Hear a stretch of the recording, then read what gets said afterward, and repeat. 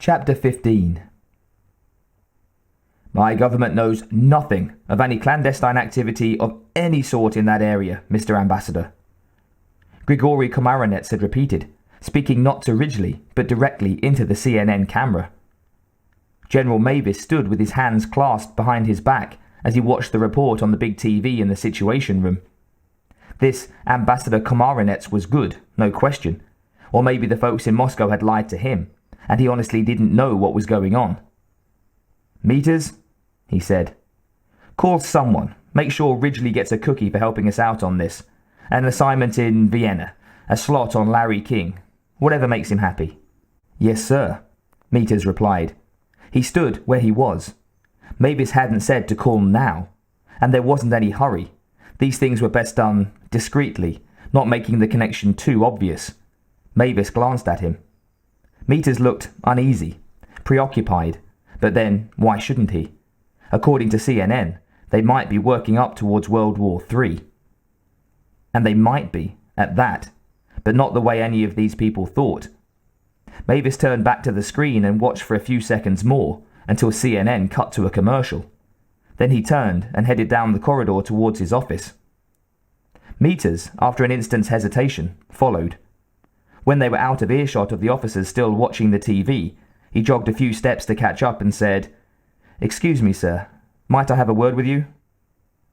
Mavis glanced back at the other, then led the way into his office. "Close the door if you like," he said, as he sat down on a corner of his desk. "What's on your mind?"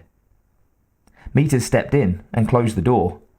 "Sir," he said, "I was there when the preliminary satellite reports came in. I was the one who released that first report. And at the time I was sure someone was hauling warheads out there." "And?" Mavis said. "Well, sir, I was wrong," Meters said.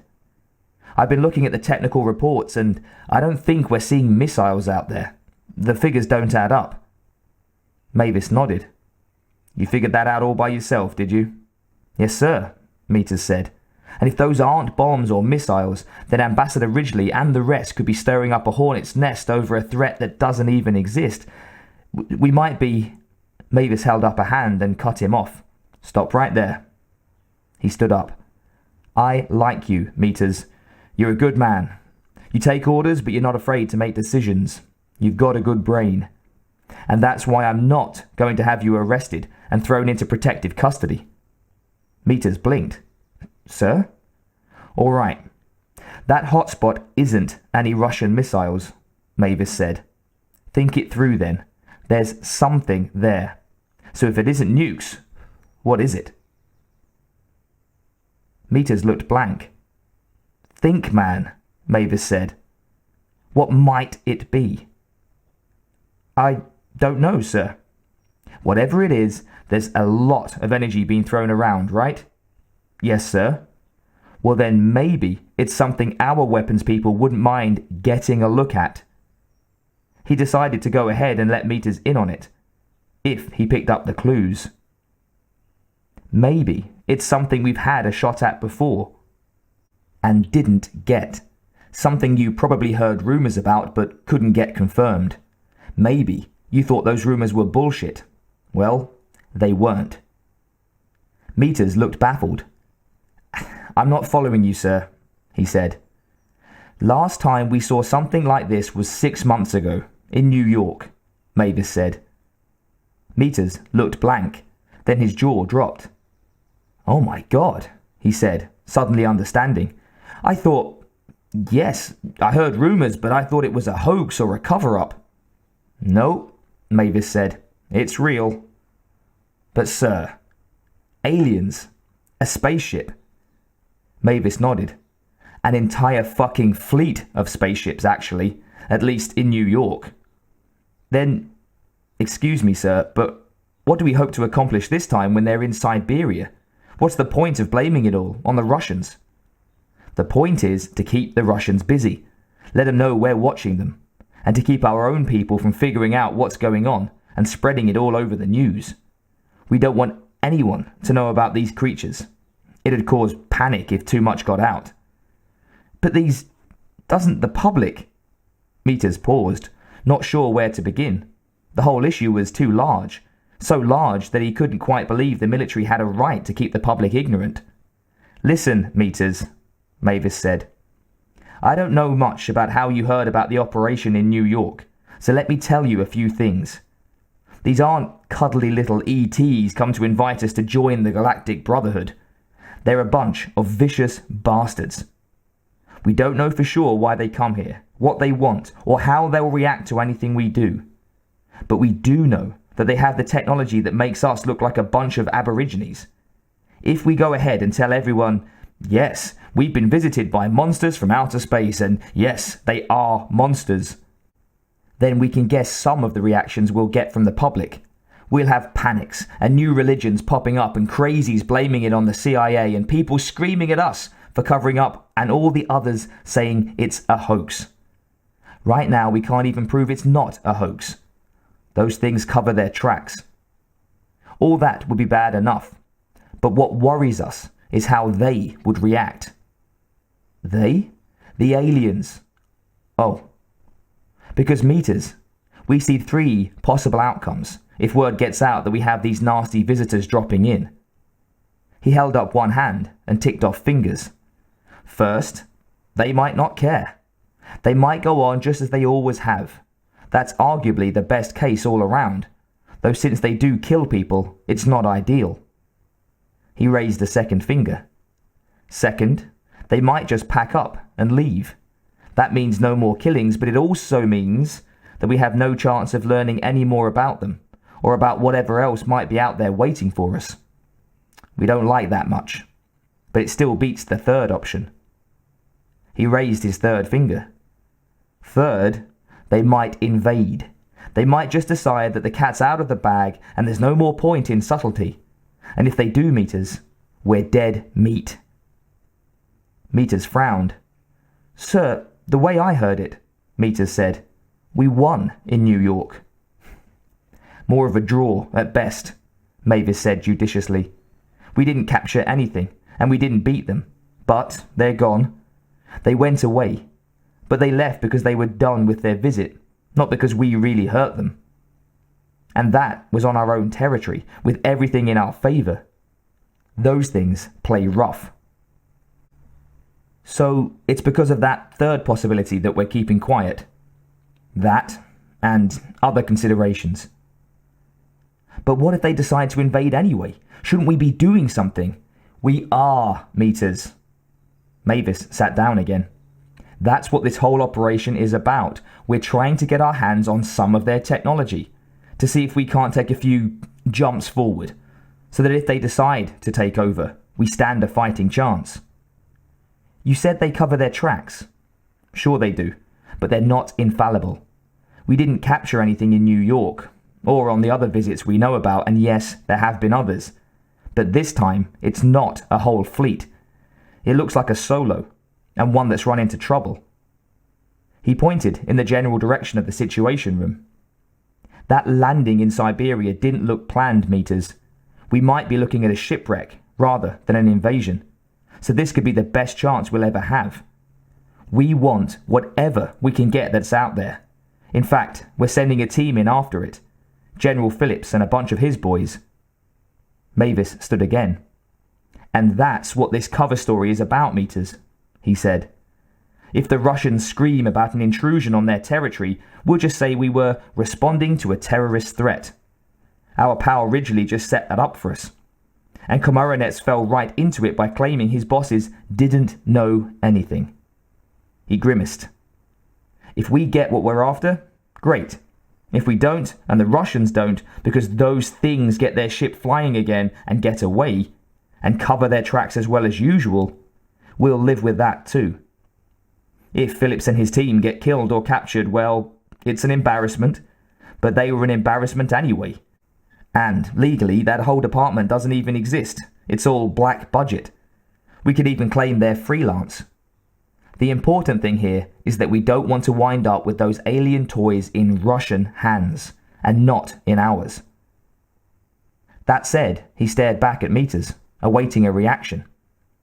Meters stared back, unable to think of a reply. Finally, he simply said, "Yes, sir."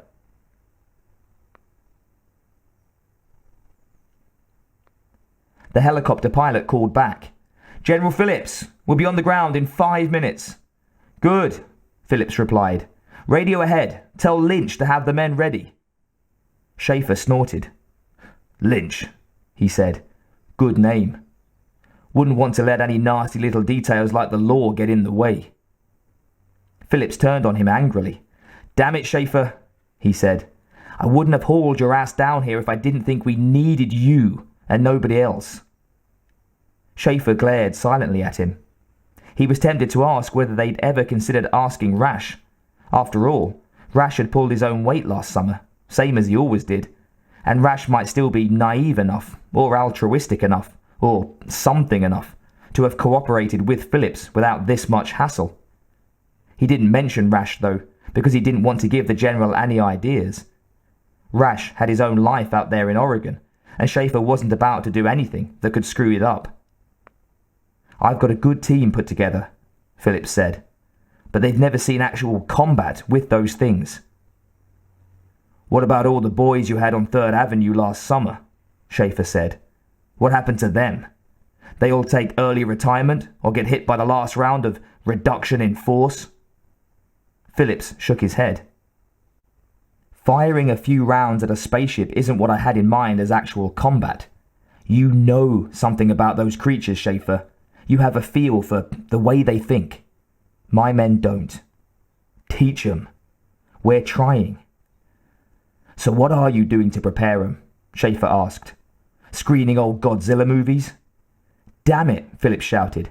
"We're hauling you down here to teach 'em." "But why should I?" Phillips gritted his teeth and glowered silently at Schaefer for a moment. Schaefer glared back. "You want the Russians to get their hands on one of those spaceships?" Phillips said at last. "I'm not sure it'd be any worse than you getting hold of one," Schaefer retorted. "Even if it's Ziranovsky's crew that winds up with those shoulder cannons or with spaceships? Or if some of those starving scientists of theirs sell a few tidbits to the Iranians or the Serbs?" Schaefer frowned and didn't answer the question. Instead, he said, "I'm still having a hard time buying this Siberia shit, General. You say you want me here because I know something about what they're like. Well, one thing I know is that they hate the cold. So if you're really planning to ship me out to the ass end of nowhere to look at a spaceship somewhere north of the Arctic Circle, I'll tell you right now that I'm not convinced it's really the same things we're dealing with this time as it was before. Maybe it's some other goddamn alien tourists who dropped in on us. Maybe Earth suddenly turned into the trendy watering hole for half the galaxy, and instead of weapons we'll just be picking up a bunch of cosmic beer cans." "Jesus, you really work at being a hard ass, don't you, Schaefer?" Phillips asked.